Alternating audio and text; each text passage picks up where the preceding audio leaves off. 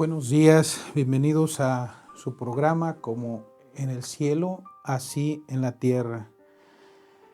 Hoy, como estamos en este tiempo de Semana Santa, quiero compartirles este tema sobre la pasión de nuestro Señor Jesucristo como acto sublime de la misericordia divina.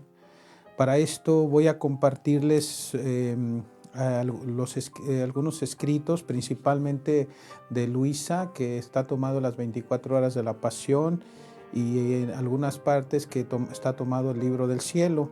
También algunas citas tomadas de Santa María Faustina, de su diario, y de esta Catalina Rivas. Entonces, esperemos en Dios, ¿verdad?, que nos ayude para profundizar más en ese gran amor que el Señor nos ha tenido a través de su pasión, su muerte.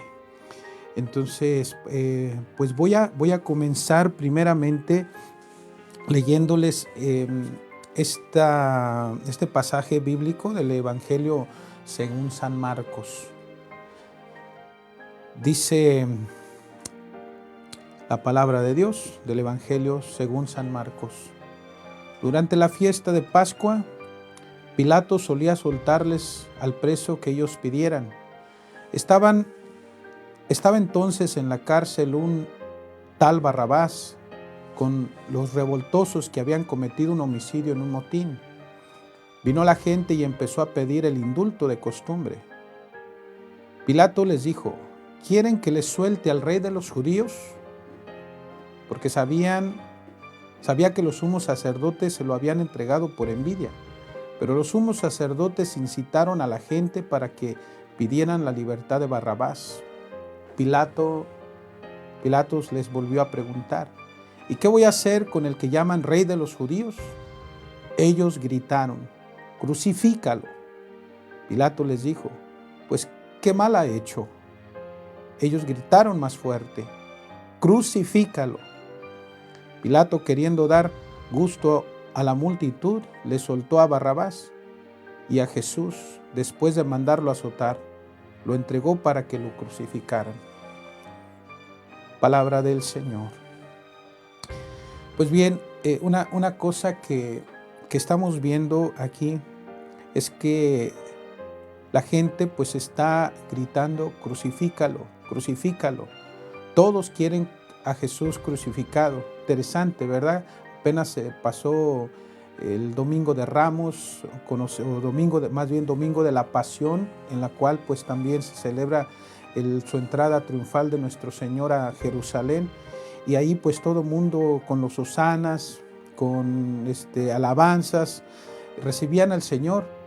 Hosana al Hijo de David, bendito el que viene en el nombre del Señor, hosana en el cielo. Entonces lo alababan, lo aclamaban como rey.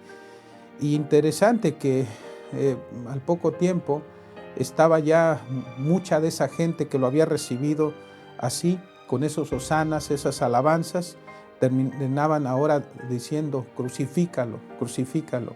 Aunque es en realidad este crucifícalo es algo que podemos decir nosotros lo hemos hecho también. Lo hemos hecho. Cada vez que celebramos el Domingo de la Pasión y Viernes Santo, todos ahí también decimos: crucifícalo, crucifícalo. Y así ha sido. Lo interesante de todo esto, y como el Señor nos lo revela en las 24 horas de la Pasión, o más bien en los escritos de Luisa, que cuando todo el mundo decía crucifícalo, o sea, toda la gente, no había una sola voz que dijera lo contrario. Incluso el Dios Padre mismo decía: crucifícalo, crucifícalo. María, porque el Padre decía: hijo mío, te quiero, pero muerto crucificado. María Santísima hacía eco a la voz del Padre y decía también: crucifícalo, hijo mío, te quiero muerto. Todos los ángeles en el cielo decían: crucifícalo. El infierno mismo decía: crucifícalo. Y toda la gente decía: crucifícalo. Y nosotros también, como decía, cada cada domingo de la Pasión y Viernes Santo decimos crucifícalo. ¿Por qué esto? Porque para muchos, y sobre todo para el Padre, para la Madre, para los ángeles, para nosotros, decir a Jesús, decir crucifícalo, eso significa que si Cristo no muere, nosotros somos los que tenemos que morir. Por eso tenemos que decir crucifícalo. El Padre lo dice. ¿Por qué? Porque el Padre quiere la salvación de sus hijos, y también la Virgen Santísima quiere la salvación de sus hijos, y saben que entregando a su Hijo es como entonces va a venir la salvación a la humanidad. El infierno y todos aquellos que crucificaron al Señor, que lo llevaron a la cruz, dicen crucifícalo, pero lo dicen crucifícalo con odio, porque no lo quieren, porque se quieren deshacer de Él. Entonces nosotros nos toca también decir crucifícalo. ¿Por qué? Porque Señor, si tú no mueres, nosotros tenemos que morir. Así es que Jesús muere en nuestro lugar, y por eso es que nosotros necesitamos decir esto, crucifícalo, crucifícalo. Una cosa que hay que entender, ¿verdad? Que nosotros como católicos, cristianos en general, todos los cristianos somos llamados a meditar continuamente la pasión de nuestro Señor, porque el meditar continuamente, el contemplar la pasión del Señor, eso más y más nos va a llevar a reconocer cuánto es que somos amados por nuestro Señor. El meditar, el contemplar la pasión del Señor nos lleva a hacernos más sensibles también a todo aquello que el Señor hizo por amor nuestro. El meditar, el contemplar la pasión también nos va a llevar más y más a identificarnos con Jesús, y también cuando estemos pasando por momentos oscuros de sufrimiento, de dolor, entonces también junto con Jesús vamos a abrazar la cruz de cada día y la vamos a abrazar con amor, y nos vamos a unir a los sufrimientos de Cristo para que Jesús tampoco sufra solo. Entonces es importantísimo meditar continuamente la pasión del Señor. Tenemos que meditarla continuamente si queremos realmente identificarnos más con Jesús y entender cuánto es que somos amados. Así es que ese crucifícalo, pues significa, Señor, si tú no mueres, yo tendré que morir en tu lugar. Pero por eso es que ahora con la pasión, al meditar la pasión, el contemplar la pasión, ¿qué nos va a llevar a hacer? Pues decirle, Señor, crucifícalo. Sí, digo crucifícalo, pero a la vez digo, Señor, crucifícame contigo. Porque entonces el contemplar, el meditar la pasión nos lleva a identificarnos más con Jesús y abrazar también nuestra cruz de cada día. Les voy a leer algunas citas tomadas primeramente de Santa María Faustina, donde el Señor nos invita a la meditación de su pasión. Nos dice Santa María Faustina, un día,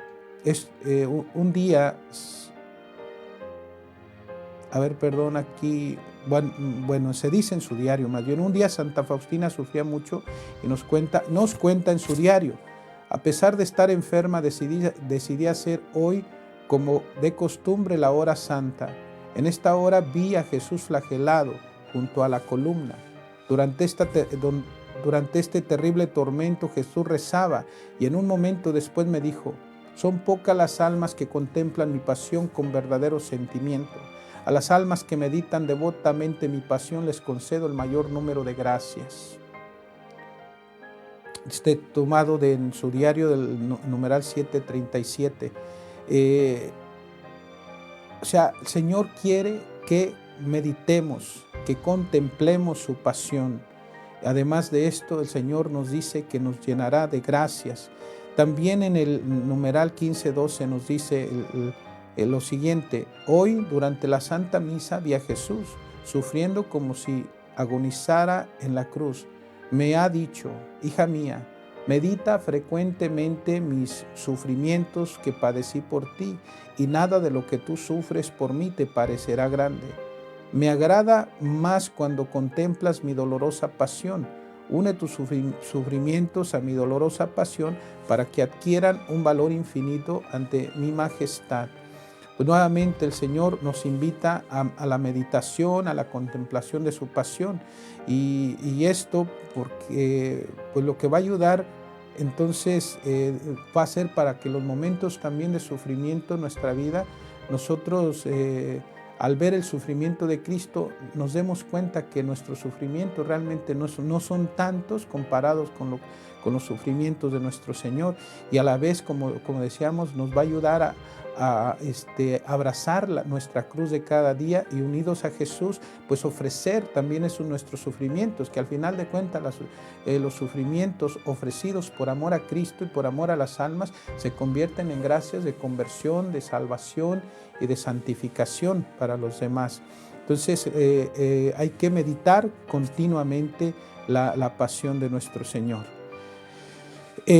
A Luisa Picarreta un día le dice el Señor, esto está en el volumen 7 y la verdad número 6, le dice lo siguiente: hija mía, quien está siempre rumiando mi pasión y siente dolor y me compadece, me agrada tanto que me siento como retribuido por todo lo que sufrí en el curso de mi pasión. El alma, rumiándola siempre, llega a formar un alimento continuo que contiene diferentes condimentos y sabores que producen en ella diferentes efectos. Así que si durante mi pasión me dieron sogas y cadenas para atarme, el alma me desata y me da la libertad. Ellos me despreciaron, me escupieron y me deshonraron. Ella me aprecia, me limpia los salivazos y me honra. Ellos me desnudaron y me flagelaron. Ella me cura y me viste. Ellos me coronaron de espinas, tratándome como rey de burla. Me amargaron la boca con hiel y me crucificaron. El alma, rumiando todas mis penas, me corona de gloria y me honra como su rey. Me llena la boca de dulzura, dándome el alimento más exquisito, como es el recordarse de mis mismas obras, y me desclava de la cruz y me hace resucitar en su corazón. Y cada vez que lo hace, le doy como recompensa una nueva vida de gracia, de manera que ella es mi alimento y yo me hago alimento, su alimento continuo. Así pues, lo que más me gusta es que el alma rumíe continuamente mi pasión. Que el alma continuamente rumíe mi pasión. El Señor usa esa palabra rumiar.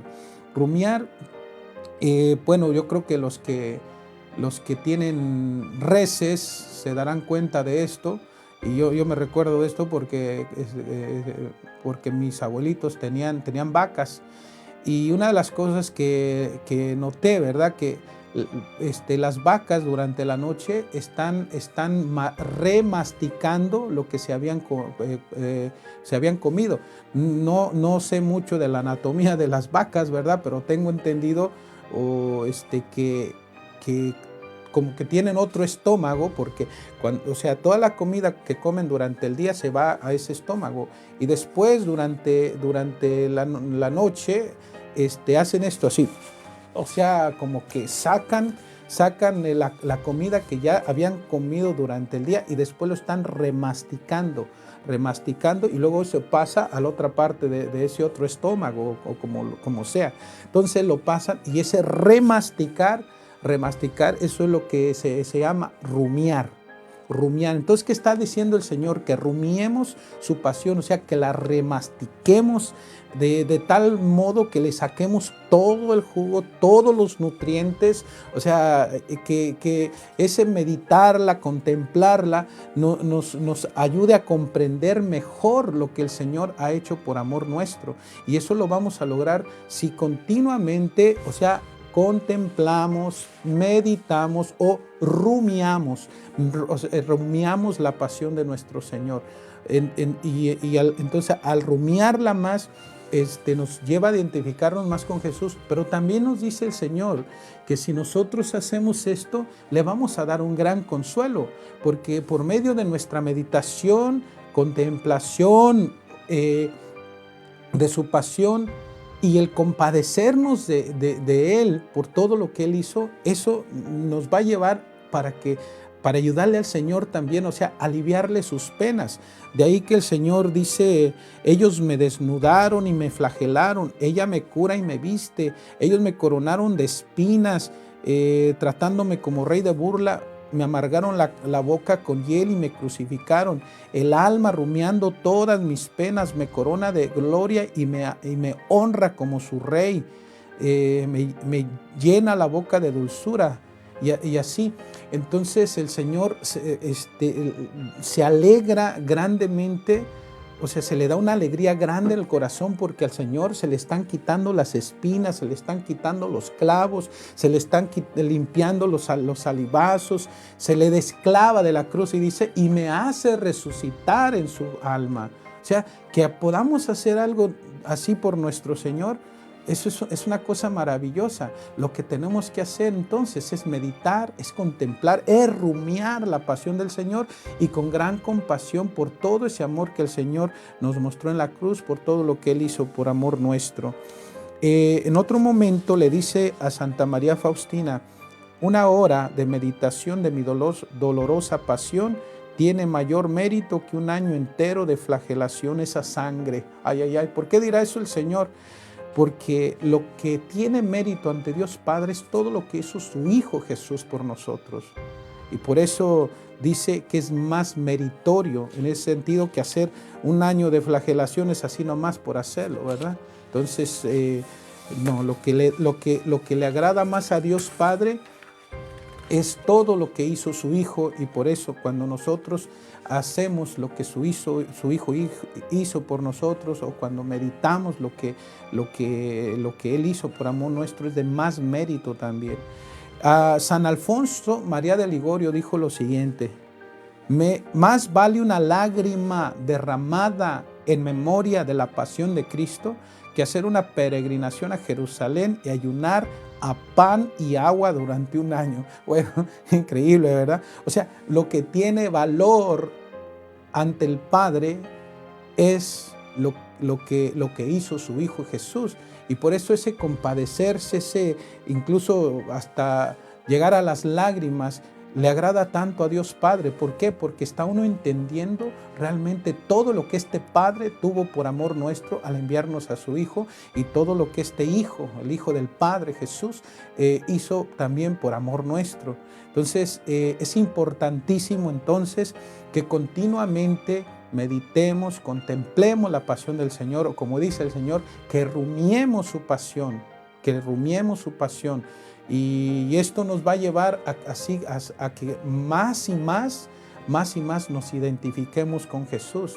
De modo que cuando se presenten las cruces, ya no vamos a negar de las cruces, ya no vamos a negar de los sufrimientos, sino que junto con Jesús abrazaremos la cruz con amor, sabiendo que ese sufrimiento ofrecido a Dios es por amor a Él, por amor a las almas, se convierten en gracias de conversión y salvación para las almas. Una ocasión le dice el Señor a Sor Natalia María Magdalena, le dice: si encuentro un alma pura, dispuesta a ofrecer sacrificios, no solamente salvo miles de personas, sino pueblos enteros. Pero la cosa estamos dispuestos a sufrir por amor a nuestro Señor, por amor a las almas. Estamos dispuestos a sacrificarnos, a unirnos al sacrificio de Cristo en la cruz, a su pasión, a su muerte en cruz. ¿Estamos dispuestos? No, miren, les digo esto, hay dos modos de sufrir, pudiéramos decirlo así. Uno es sufrir por sufrir, quejarse, no pasa nada. Y de todos modos, aún así, seguirá uno sufriendo, porque esta vida es un valle de lágrimas. Esta vida tiene mucho sufrimiento. Tiene sus grandes alegrías, claro que sí también, pero también es de gran sufrimiento. El sufrimiento, tarde que temprano, va a llegar a nuestra vida, va a tocar a la puerta de nuestras vidas, y entonces tendremos que padecer. Pero una cosa es sufrir por sufrir, quejarse y no pasa nada. Incluso decir, ¿por qué yo? ¿Por qué yo? Entonces, eso es un modo de sufrir. El otro es sufrir por amor. Sufrir por amor a Cristo, sufrir por amor a las almas, y tomar ese sufrimiento como con Jesús, abrazar la cruz de nuestro sufrimiento, y como Cristo abrazó esa cruz, besar esa cruz del sufrimiento y ofrecérsela al Señor por la conversión, por la salvación y santificación de las almas. Y entonces ese sufrimiento se vuelve redentor, o sea, nos volvemos pequeños, y digo pequeños, pequeñísimos, ¿verdad? Corredentores, o sea, nos unimos a la redención de nuestro Señor, y al ofrecer también nuestro sufrimiento, nuestras oraciones, entonces le ayudamos al Señor en la salvación de las almas. Entonces es lo que debemos de tomar en cuenta para que cuando se presenten las cruces no hay que renegar, porque son gracias. Y un secreto que el Señor nos da también cuando se nos presenten los sufrimientos, se lo dice también a Luisa, porque un momento Luisa estaba sufriendo mucho, sufría más que nada por la ausencia de nuestro Señor, o sea, que porque no se dejaba ver, no se dejaba sentir, y Luisa se estaba enfocando en su sufrimiento. Y le dice, bueno, viene el Señor y le dice, no te enfoques en tu sufrimiento. Haz más bien como hice yo, que cuando yo padecí, sobre todo el camino de su cruz, cuando yo padecí, yo no me fijé en mis sufrimientos, sino en el fruto de mis sufrimientos. ¿Por qué? O sea, en el fruto, ¿qué veía el Señor? ¿O en qué se fijaba el Señor? Que gracias a sus sufrimientos vendría como fruto la salvación de las almas, la redención de la humanidad, que muchas almas, gracias a esos sufrimientos de nuestro Señor, se salvarían y llegarían al cielo y terminarían también por recibir ese gran regalo de su misma vida divina. Y así, entonces sí, es cierto que a veces hay momentos donde uno siente decir, Padre, si es posible, aleja de mí este cáliz. Pero también como Jesús hay que terminar diciendo, abrazando esa cruz también, pero no mi voluntad, Señor, sino la tuya. Y tomar ese sufrimiento y ofrecerlo. Solo en el cielo nos daremos cuenta el gran beneficio que hay en ofrecer nuestros sufrimientos a nuestro Dios en unión con los de Cristo. Ahora, ustedes que ya conocen también de divina voluntad, ¿qué van a hacer? Es sufrir, pero en la divina voluntad. Ofrecer ese sufrimiento, pero en la divina voluntad, para que sea el Señor con su voluntad la que dignifique esos sufrimientos, esas oraciones o esa vida.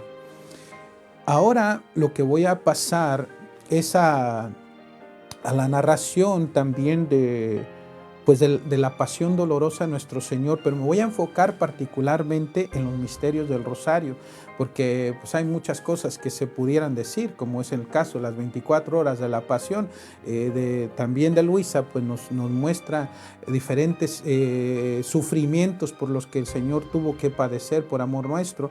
Me voy a enfocar más que nada en los misterios dolorosos del rosario.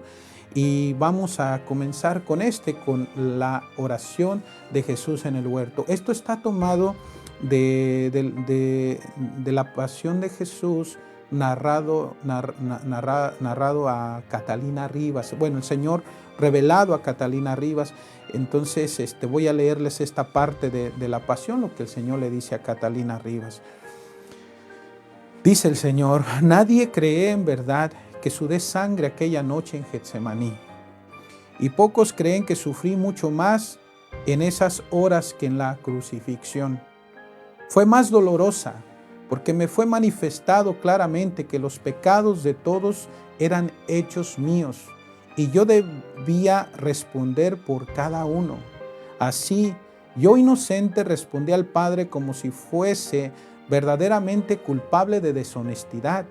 Yo puro respondí al Padre como si estuviese manchado de todas las impurezas que han hecho ustedes, mis hermanos, deshonrando a Dios, que los creó para que fuesen instrumentos de la grandeza de la creación y no para desviar la naturaleza concedida a ustedes, con el fin de llevarla gradualmente a sostener la visión de la pureza en mí, su Creador.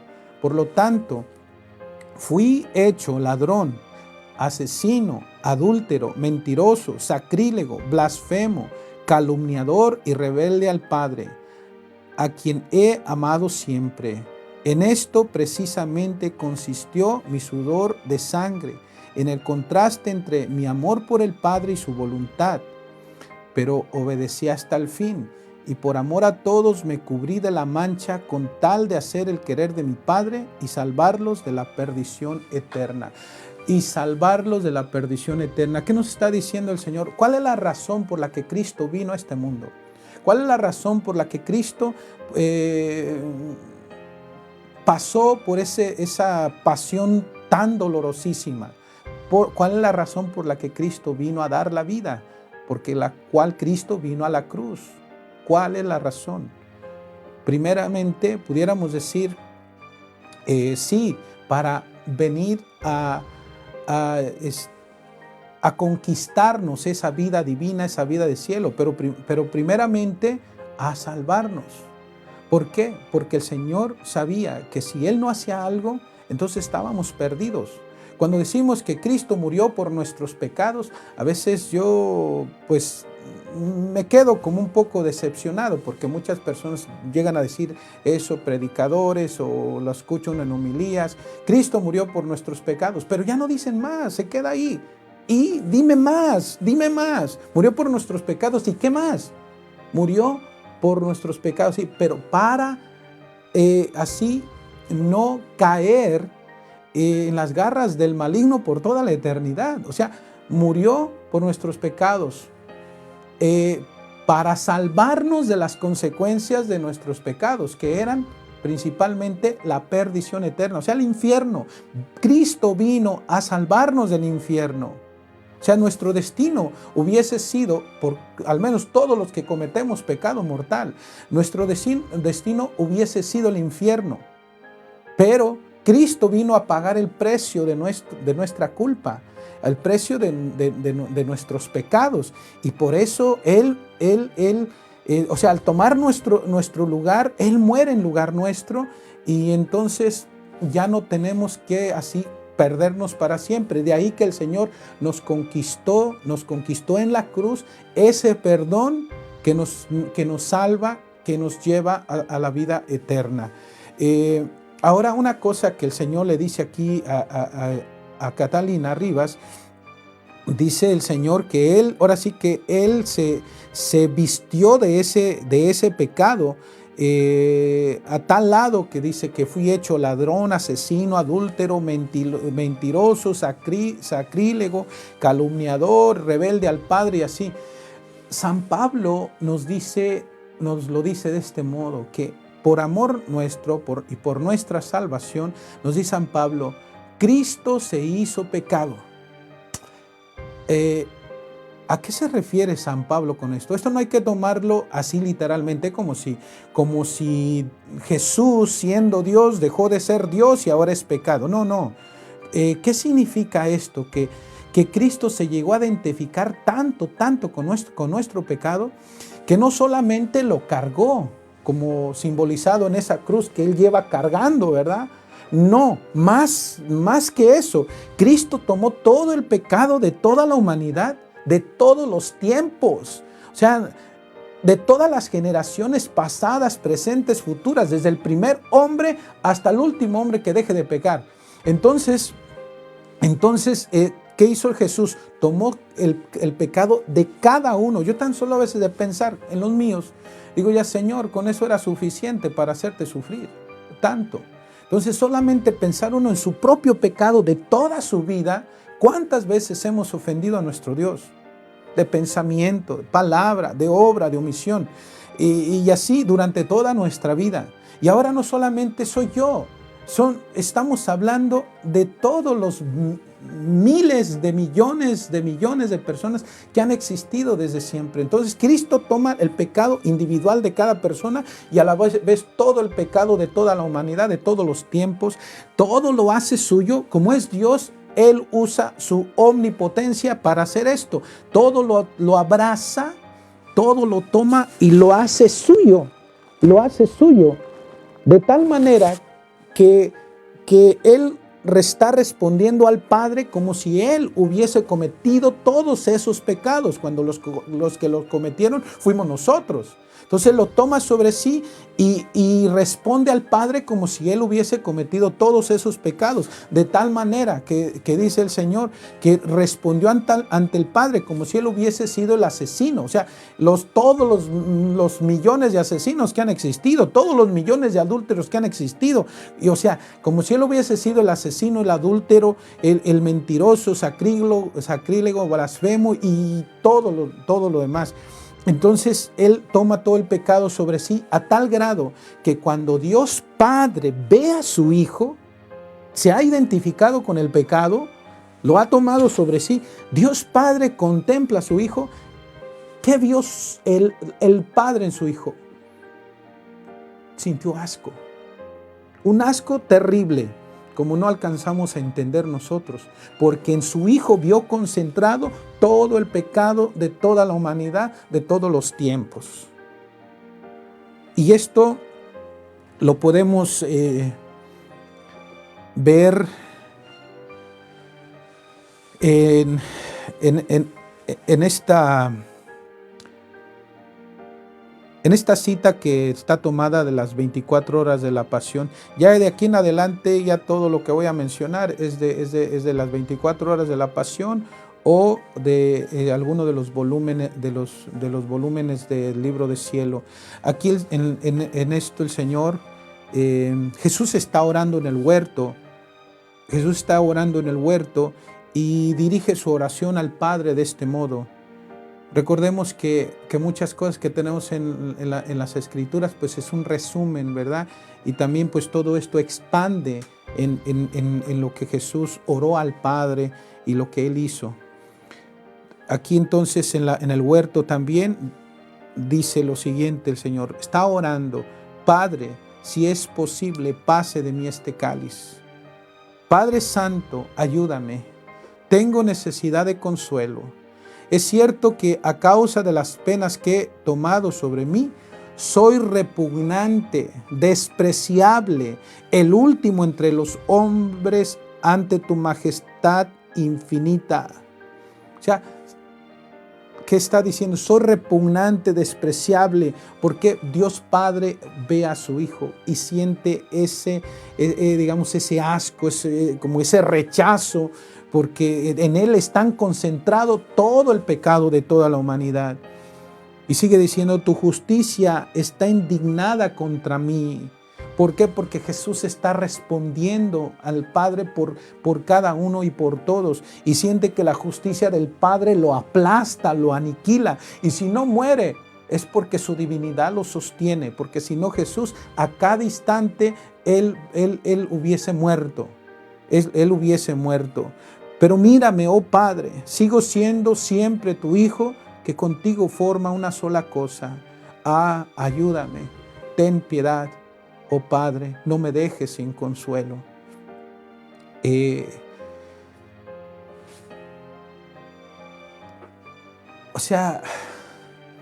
No alcanzamos nosotros a entender todo lo que Jesús hizo por nosotros, por cada uno y por todos a la vez. Y por todos a la vez. En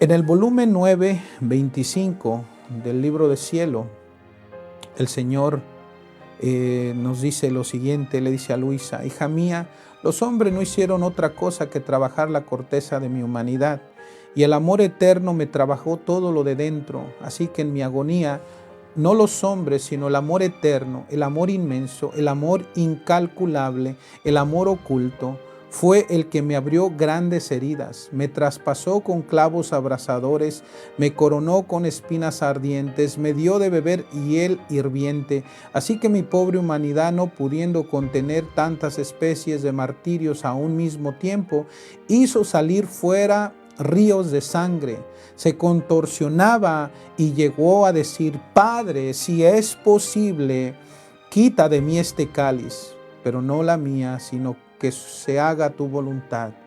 Lo que no hizo en el resto de la pasión, Así que todo lo que sufrí en el curso de la pasión, lo sufrí todo junto en la agonía del huerto, pero en modo más intenso, más doloroso, más íntimo, porque el amor me penetró hasta en la médula de los huesos y en las fibras más íntimas del corazón, donde jamás podían llegar las criaturas. Pero el amor a todo llega. No hay cosa que le pueda resistir. ¿Por qué tanto el sufrimiento del Señor?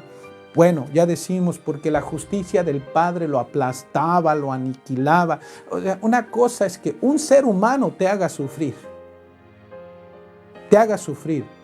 Otra cosa es un Dios, todo un Dios omnipotente.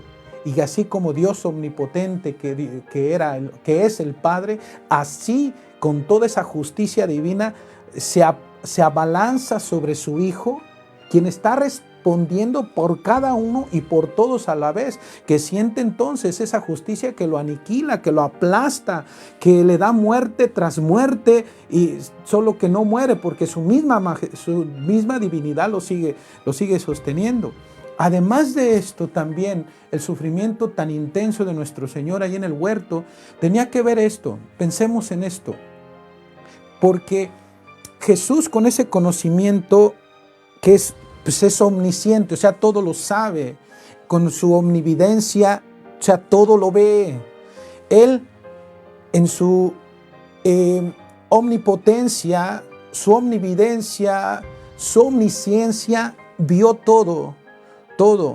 Y vio también que muchas personas, a pesar de tanto sufrimiento, a pesar de tanto amor, no se iban a rendir a Él y lo iban a rechazar. Iban a rechazar su misericordia divina. Iban a rechazar el perdón de Dios. Iban a rechazar a Dios. Iban a rechazar a Cristo. Y en vano iba a ser tanto sufrimiento. Eso fue lo que también le causó tanto dolor al Señor, porque al verse rechazado, entonces esa era la sentencia de su muerte eterna, o sea, del infierno. Y por eso el dolor tan intensísimo de nuestro Señor, no solo es que la justicia del Padre lo aplastaba, sino también ver que tanto sufrimiento, tanto amor, no iba a servir de nada para muchos, porque iban a terminar rechazándolo.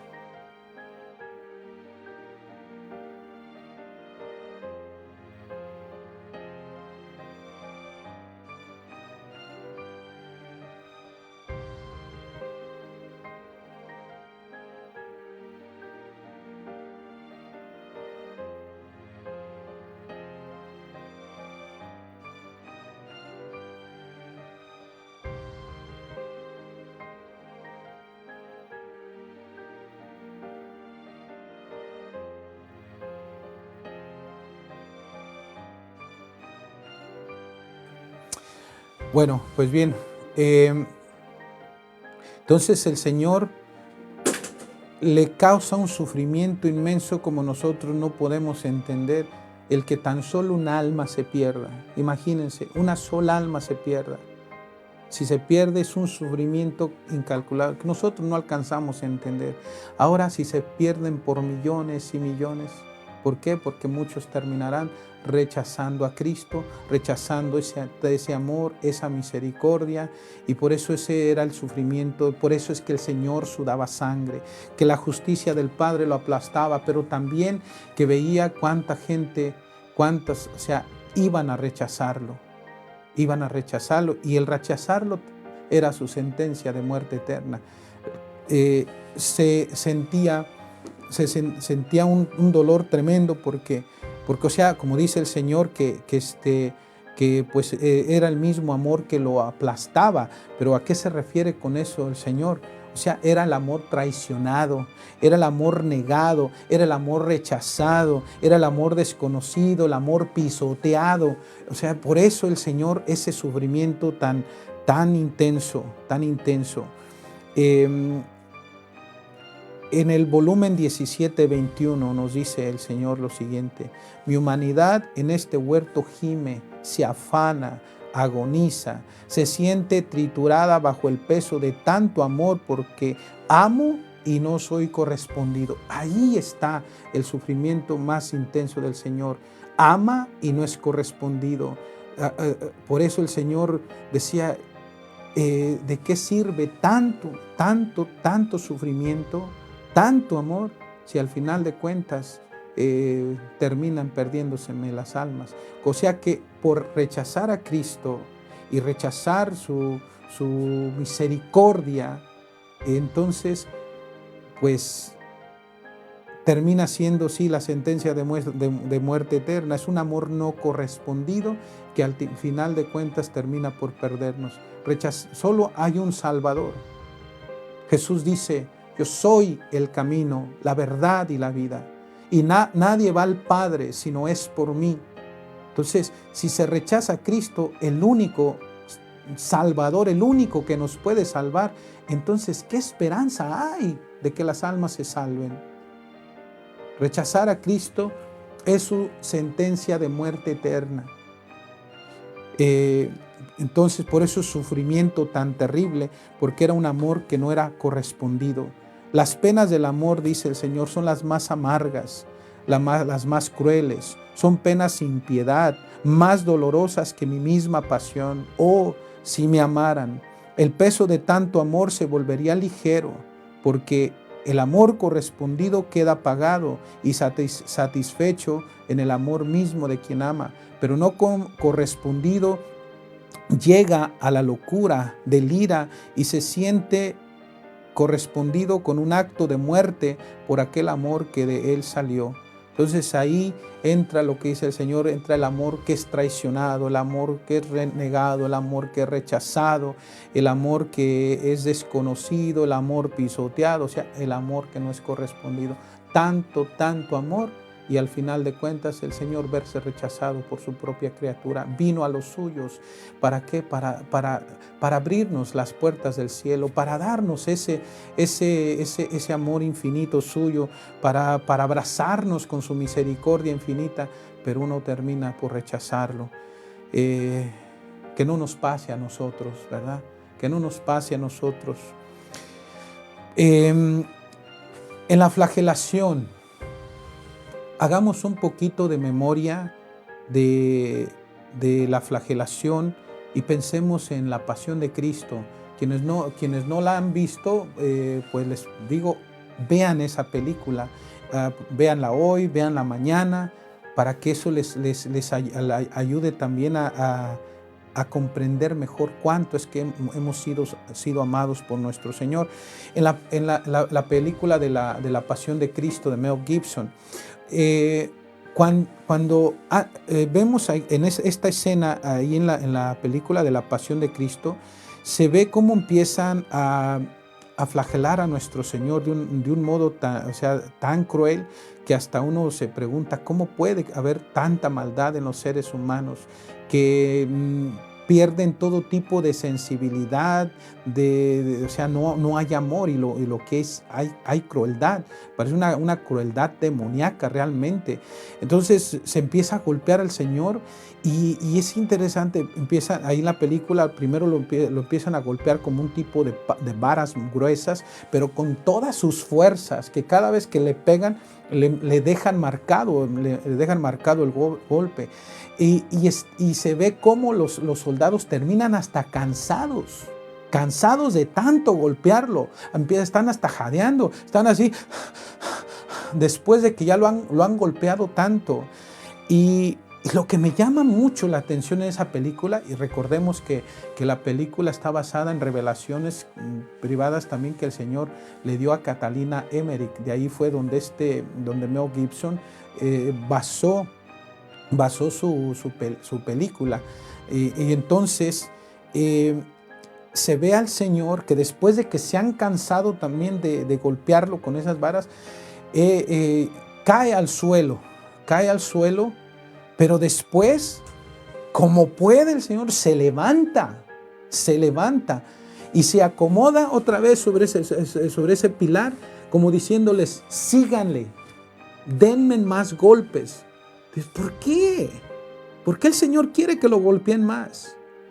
porque quiere tener excusas ante el Padre para poder justificarnos más, porque cada herida del Señor significa salvación de almas, cada herida del Señor significa el cielo para quienes abracen esa misericordia divina suya, para quien abrace ese amor, para quien lo abrace a Él, para quien lo reciba a Él. Entonces todo lo que Jesús hizo, cada lágrima en su pasión, cada lágrima, cada herida, cada sufrimiento, todo significa salvación de almas y significa vida divina para su criatura, porque Él tiene que conquistarnos esa vida de cielo para así poder pues heredar ese cielo que el Señor nos quiere dar.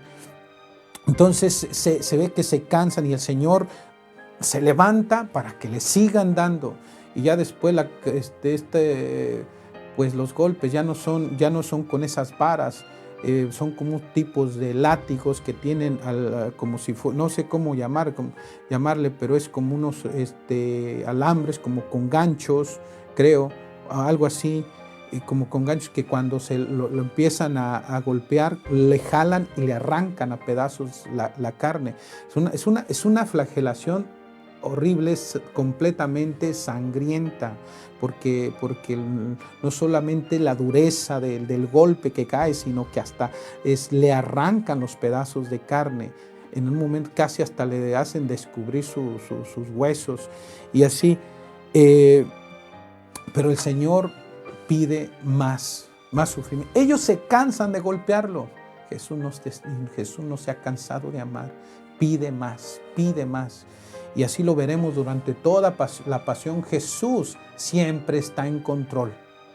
Siempre está en control. Y todo eso lo sufre voluntariamente para que veamos cuánto es que le costamos al Señor.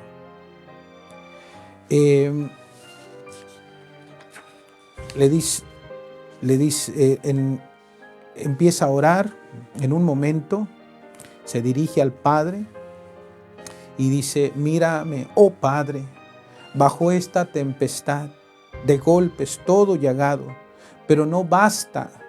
Quiero formar en mi cuerpo tantas llagas que en el cielo de mi humanidad sean suficientes moradas para todas las almas, de modo que forme en mí mismo su salvación, para hacer que luego pasen al cielo de mi divinidad. Padre mío, cada golpe de flagelo repare ante ti uno por uno cada clase de pecado, y que al golpearme a mí sea una excusa para quienes los cometen, que estos golpes hieran los corazones de las criaturas y les hablen de mi amor hasta que las obliguen a rendirse a mí. Todo es para nuestra salvación, para decirnos cuánto nos ama, porque por amor padeció todo. En el volumen 14 tenemos lo siguiente. Volumen 14. Le dice el Señor a Luisa: querida hija mía, mírame bien para que conozcas el fondo de mis penas. Mi cuerpo es el verdadero retrato del hombre que comete pecado. El pecado lo despoja de la vestidura de mi gracia, y yo, para dársela nuevamente, me hice despojar de mis vestidos. El pecado lo deforma, y mientras es la más bella criatura que salió de mis manos, se vuelve la más fea y da asco y horror. Nosotros no entendemos lo que hace el pecado en nuestras almas, porque un pecado mortal es suficiente para que nosotros podamos estar muertos en el alma. Por eso el pecado se le llama mortal, porque cuando se comete el pecado mortal viene la muerte del alma. La vida del alma es Dios. Es Dios. Dios es vida. Y cuando decimos que estamos en gracia, ¿a qué nos referimos? ¿Qué es la gracia? La gracia es la presencia de Dios en el alma, de tal manera que quien está en gracia posee a Dios, posee al Padre, al Hijo y al Espíritu Santo. El Señor, nuestro Dios Trino, viene a ser morada en nosotros. ¿Hay pecado mortal? entonces esa presencia divina se retira y el estado del alma es un estado de muerte espiritual. Si la persona persevera en ese pecado mortal y no se arrepiente, pues ya no hay esperanza. Solo el que se arrepiente puede alcanzar a salvarse, porque el que se arrepiente de corazón está aceptando la misericordia de Dios. El que no se arrepiente la rechaza la misericordia de Dios, esa iniciativa de Dios de salvar a las almas. Y bueno, el estado del alma de esa persona es horrible, como nosotros no alcanzamos a entender. Muchas veces en las escrituras se usan imágenes como, digamos, la lepra. La lepra desfiguraba el cuerpo y quedaba la persona horrible, maloliente, que hasta daba asco el ver a las personas, y mejor muchos cuando veían a un leproso, hasta inmediatamente lo veían y se alejaban. Y así daba hasta no solo asco, hasta miedo, porque estaban tan desfigurados muchas veces. Peor es el pecado porque el pecado desfigura tanto el alma de sentir asco también. Y a veces nosotros tan tranquilamente pecando, ¿verdad? Y pecando mortalmente. No, por eso dice el Señor que mientras es la más bella de la criatura, sea salida de sus manos, se vuelve la más fea y da asco y horror. Y sigue diciendo el Señor: yo era el más bello de los hombres, y para darle de nuevo la belleza al hombre, puedo decir que mi humanidad tomó la forma más fea. Mírame cómo estoy horrible. Tomó todo el pecado de la humanidad. Mira cómo estoy horrible. Me hice quitar la piel. La carne por los azotes, y quedé irreconocible. El pecado no solo quita la belleza, sino que forma llagas profundas, putrefactas y gangrenosas, que corroen las partes más íntimas, consumen los humores vitales. Así que todo lo que el hombre hace en estado de pecado son obras muertas, esqueléticas. El pecado le arranca la nobleza de su origen, la luz de su razón, y se vuelve ciego. Y yo, para llenar la profundidad de sus llagas, me hice arrancar a pedazos la carne. Me reduje todo a una sola llaga, y con derramar a ríos mi sangre, hice correr los humores vitales en su alma para darle nuevamente la vida. Ahora, mis penas, mi sangre, mis carnes arrancadas a pedazos están siempre en acto de dar vida al hombre. Pero el hombre rechaza mi sangre para no arrojarse en mis brazos. Pero el hombre rechaza mi sangre para no recibir la vida. Pisotea mis carnes para quedar llagado. Oh, cómo siento el peso de la ingratitud. Y ahora dice Luisa: y arrojándose en mis brazos, ha roto en llanto.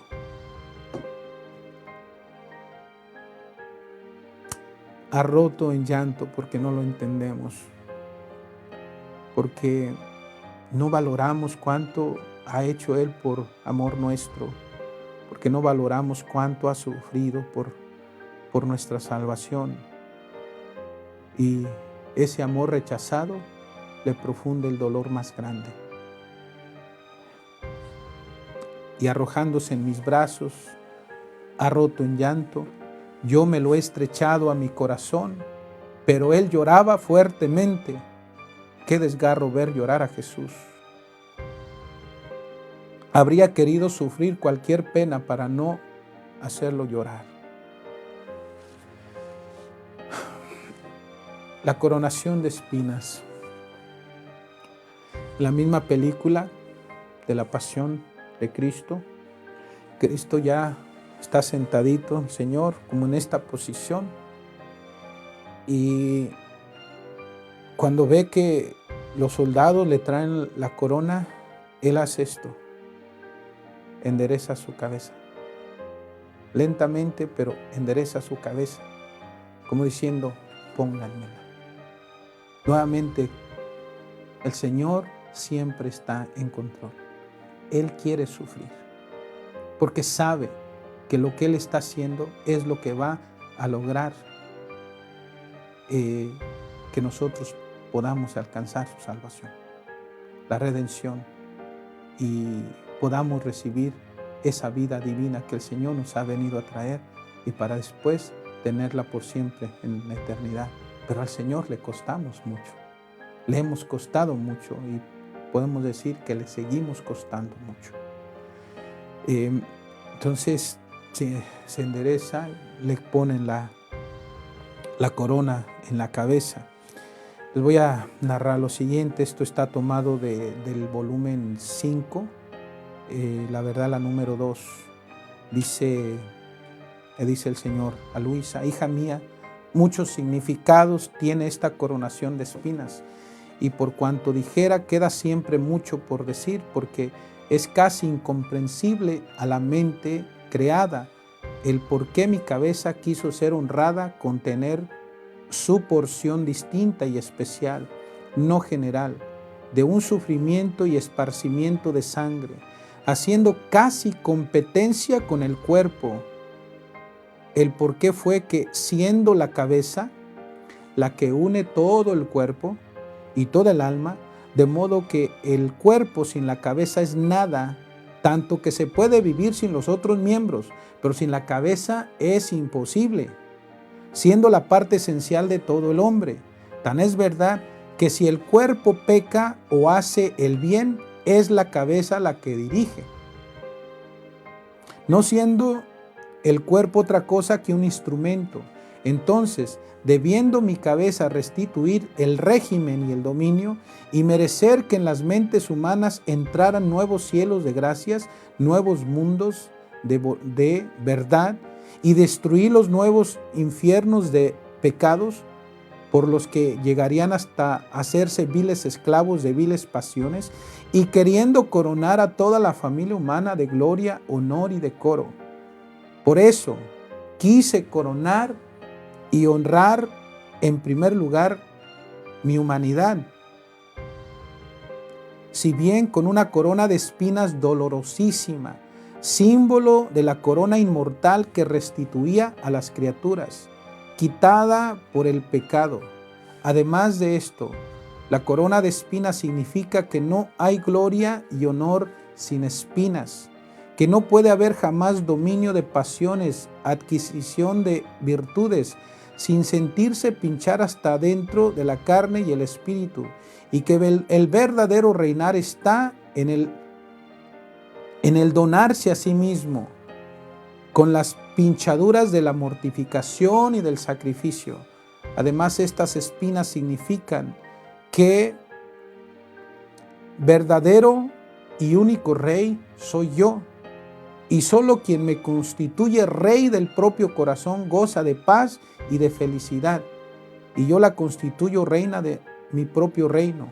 Además, todos aquellos ríos de sangre que brotaban de mi cabeza eran tantos riachuelos que ataban la inteligencia humana al conocimiento de mi supremacía sobre ellos.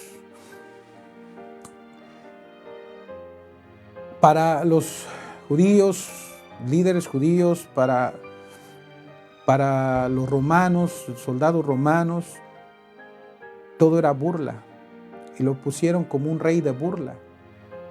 Pero mientras Jesús se dejaba coronar de espinas, Él reparaba por todos nuestros pecados, en este caso por los pecados de nuestras mentes, cuando hemos dejado entrar pensamientos indignos, pensamientos de muerte, pensamientos de lujuria, pensamientos de soberbia, de envidias. O sea, el Señor reparaba todos esos pecados, y de ese modo Él nos conquistaba la gracia, de modo que pudiéramos,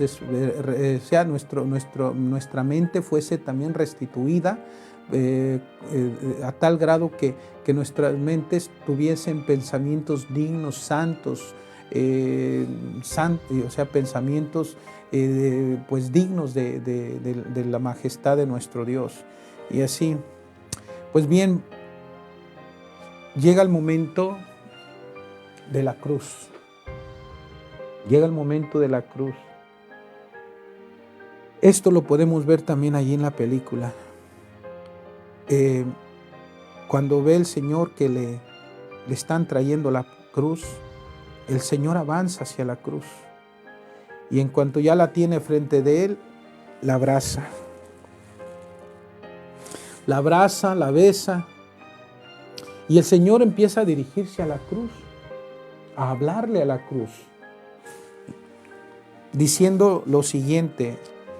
Esto se encuentra en las 24 horas de la pasión. Le dice el Señor: cruz adorada, finalmente te abrazo. Finalmente te abrazo. Tú eras el suspiro de mi corazón, el martirio de mi amor. Pero tú, oh cruz, has tardado tanto, mientras que mis pasos siempre hacia ti se dirigían. Cruz Santa, tú eras la meta de mis deseos, la finalidad de mi existencia sobre la tierra. En ti yo concentro todo mi ser, en ti pongo a todos mis hijos. Tú serás su vida, su luz, su defensa. Tú serás quien me los cuide y les dé fuerzas. Tú los sostendrás en todo y me los conducirás gloriosos al cielo. Oh cruz, cátedra de sabiduría, tú solo enseñarás la verdadera santidad. Tú formarás los héroes, los atletas, los mártires, los santos. Cruz hermosa, tú eres mi trono, y teniendo yo que abandonar la tierra, te quedarás tú en mi lugar. A ti te doy como dote a todas las almas, cuídamelas, sálvamelas, a ti te las confío. O sea, el Señor abraza la cruz, besa la cruz y dice, tú eras la meta de mis deseos, la finalidad de mi existencia aquí en la tierra. Una de las cosas que podemos ver con claridad en los evangelios es que el Señor habla de una hora. Mi hora no ha llegado, decía el Señor. Se lo dijo a su madre en las bodas de Caná cuando ella se acerca y le dice, no tienen vino. Entonces Jesús, mirándola, le dice, mujer, ¿y eso a mí? ¿Y eso a mí y a ti qué? No ha llegado mi hora. O sea, ¿de qué hora está hablando Jesús? Claro que por medio de la intercesión de nuestra Madre Santísima, la hora de manifestar su gloria, de empezar a manifestar quién es Él, o sea, Dios que es, el Señor hace el milagro, un signo, como lo dirá San Juan, es un signo que muestra quién es Jesús, o sea, da a conocer su divinidad, y así con todos los demás signos que hace el Señor. Digamos, en ese momento se llegó la hora de Jesús de manifestarse. Pero ¿a qué hora se refiere Jesús? Principalmente, la hora a la que Jesús se refiere es la hora de la cruz. O sea, Él vino a morir por amor nuestro. Doy mi bendición también. La bendición de Dios Todopoderoso esté siempre con ustedes. El Padre, el Hijo y el Espíritu Santo. Compartan esta meditación de la pasión de nuestro Señor con sus familiares para que pues también se puedan beneficiar de ello. Todo esto, pues les digo, eso es más que nada revelaciones del Señor y que nos ayudan a entender mucho más cuánto es que somos amados. Porque todo fue por amor, para nuestra salvación y así alcanzar el cielo, la gloria eterna con nuestro Dios.